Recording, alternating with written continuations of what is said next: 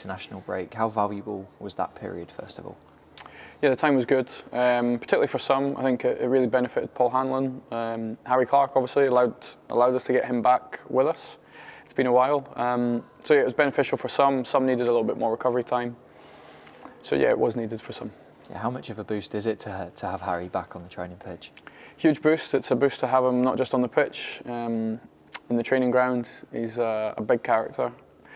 But on the pitch, it's a big boost. He definitely offers us something very different to what we've had in a wing-back position, full-back position. Also, if needed, he can play centre-back. So, yeah, he does give us different options. Now it's early, and him being back, he's only had a couple of full sessions, but very pleased to have him here.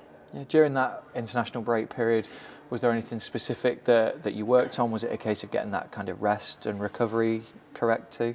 A little bit of both. I think there's always things in how we're playing or the way that we want to play. We're always working on those things. I think we've focused a lot on the final third. I think that will continue right until the end of the season. I think in the summer we'll have different solutions in that area of the pitch, which will again hopefully make it a little, or I know it will make us a lot more creative in that area. But until then, we'll certainly work very hard in that area.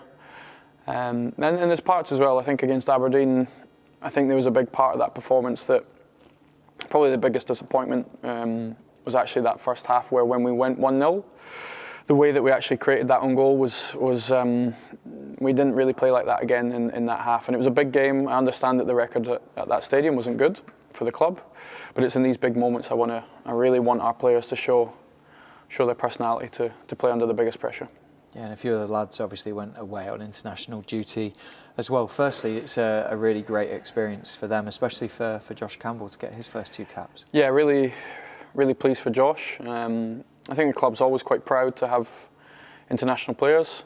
So we had Josh Campbell being and making his first appearances with Scotland 21s. He should be super proud. Josh Doig, he forgets only, or at such a young age, but has been an international for a while. And now Sylvester and obviously Elias. So yeah, really glad that they went there.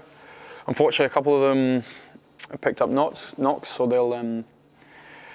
we'll have to make that decision very late on, particularly with Sylvester, Josh. We'll make a decision late on, but they came through training, so hopefully they'll be fine to start tomorrow.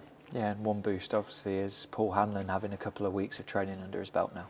Yeah, it was a big couple of weeks for him. He made an appearance against Aberdeen when we were down to 10 and it had just gone to 3-1, but it was really important to get him on the pitch to then get him ready for these games coming. So yeah, he did a lot of hard work, so really glad to have him back. In terms of anyone else, can we expect the likes of Matt Macy, Kyle McGuinness, Paul McGinn, etc.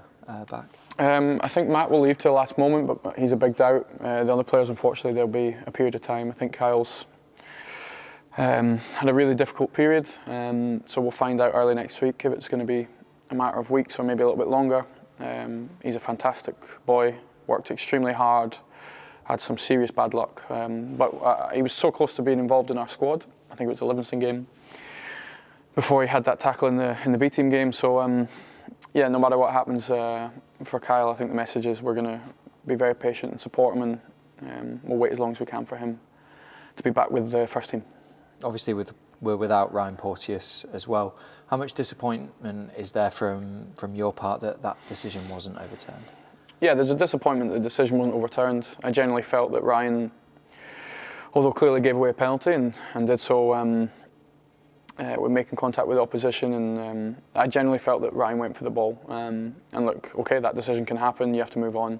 I think which was more disappointing was that they then extended the ban, which was extremely disappointing. But it's happened. We have to move on with it now. Yeah, and 2 games left before the split. The table's incredibly tight. How important is this next one against Dundee United? It's very important, but I think I've said this to you almost every week. Every game feels like the big game.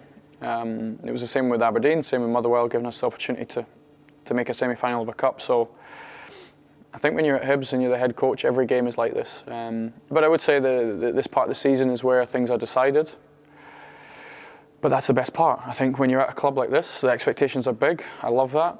I love that our fans have an expectation. I want to meet that. And it's how you perform in these biggest matches. So I think that's what I'm trying to relate with the Aberdeen performance. in that first half, really, before we went down to 10. It's really, in the biggest matches, I want us to play with a freedom, no fear of making mistakes, so that in those final third moments, we just go for it. We have no inhibition, and we're not scared about failing, we just go again. Yeah, and we had a positive result against Dundee United under yourself, obviously. Early on in your tender, I'm guessing you want to see something similar from your side. Yeah, the performance that day was very good. The team's changed a fair bit since then. But yeah, no, we played very well that day. Dundee United have altered how they play. I think you have to respect the work they've done to be in a position of fourth now. But so they do have some big threats. They've obviously signed Tony Watt's obviously signed there. They've still got Charlie Mulgrew, who's a very good footballer, and the midfield's quite strong. So yeah, it's going to be a big challenge, but I really want to see how we perform. Definitely concentrate some aspects on the opponent, but I really want us to show personality in the biggest games. And that's what I'm looking for tomorrow, and I'm looking forward to it. Yeah, and the supporters back in as well at Easter Road. We want to create a fortress, don't we, in what is, like you say, a big game. Yeah, I think I spoke about this earlier since I came to the club. I really want to make Easter Road a very difficult place to come. There's been moments or periods in games when it hasn't been that way, and I think that's something we have to change moving forward if we're going to achieve regular top 6, top 4s, and really rival Hearts or Aberdeen for that third position. That we have to make our home feel like a very difficult place to come. At times we have. In the really big games, I have felt that we've done that. So I hope that's the case tomorrow. And within that, we still have to play and go and create. And then it's who's going to be clinical on the day. I think that will be the decisive aspect of the game. Absolutely, Shaun. Good luck, and thank you for speaking to us. No problem. Thanks a lot. Cheers.